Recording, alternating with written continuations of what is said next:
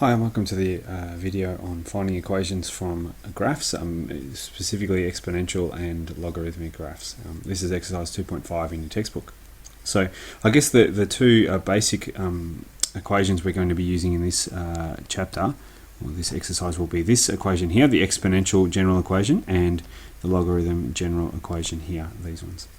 Now, I guess some people might be looking at this one and asking me why we don't have the why we don't have the translation to the right or to the left, the horizontal translation. Why don't we have that x minus h? Well, if you don't want to look at this, if you don't care, then just move on. But here's the reason why: because e to the x plus 2 can be written as e to the x times e to the 2.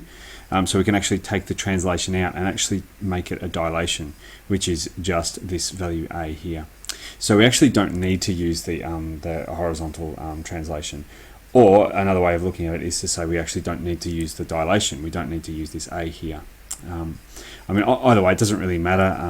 But I guess this is what I'll be using unless the textbook gives me another equation.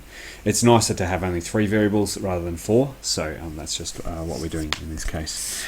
And again, with the log as well. Again, if you didn't understand or if you didn't know, it doesn't matter. But in this one, why don't we have the dilation from the y-axis?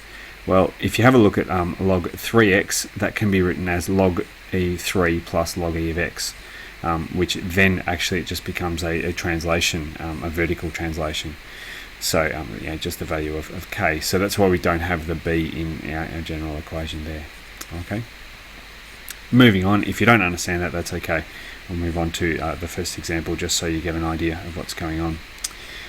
So here's my equation here. I know the asymptote is y equals 1, and I know this point here is 0, 2, and this point is 3 and 21.09. So I'm going to use my general equation. Where did I go? Sorry. Use my general equation, which is y equals a e bx plus k, and I'm going to sub in this point over here, 0, 2.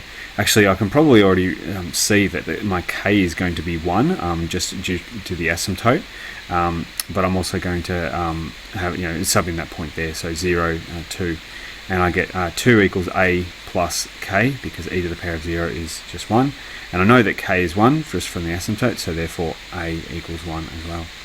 Now I need to find b, that's why I need the other piece of information. For each unknown, I need a piece of information. So for this graph, I've got 1 piece of information, 2 pieces of information, 3 pieces of information, because I have 3 unknowns.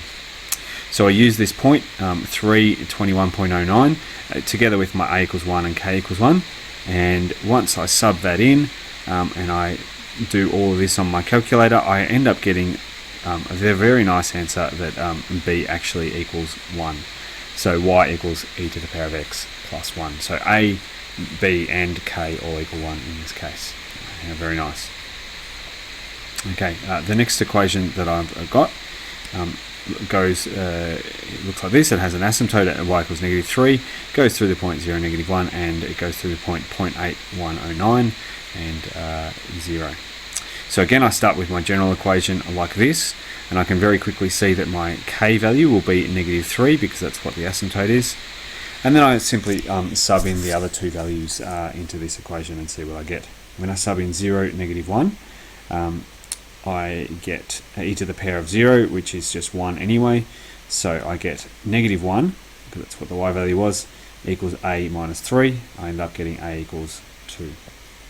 So then I now sub in my other point, and hopefully I get something that looks very nice. I sub in the other point and I get this. I put all of this on my calculator and I end up getting that b equals a half. So my equation is now 2e 2e to the power of x over 2 minus 3. Okay, I guess you can have a look at these on your calculator if you want to, as to how I did them. But I was just able to do them at another time. Okay, this next one it looks a little bit tricky. It's actually one of the tricks, but it's not too bad overall.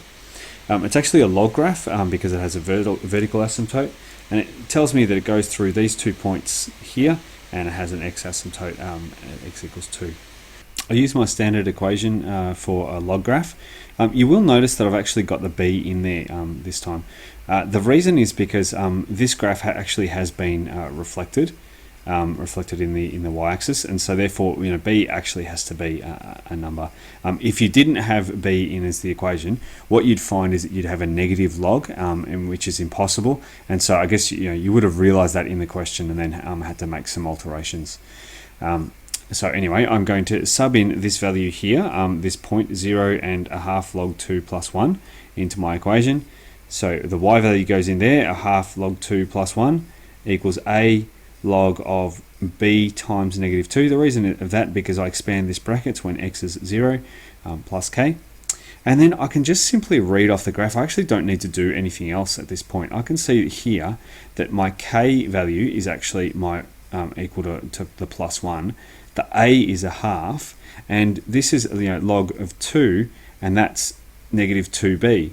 And so if I divide, if 2 equals negative 2b, then b must equal negative 1. So sometimes you actually don't need the other piece of information. You can actually just read off the numbers here. You can actually just equate them, and I just identify them very quickly.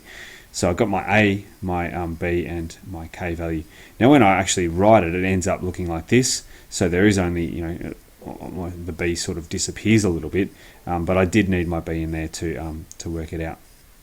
So this is like a fairly tricky question, but I guess it deals with just another thing that you look at in this topic. So thanks for watching. I'll put up part 2 in just a little bit, which goes through a few more tricks of the trade. Thanks.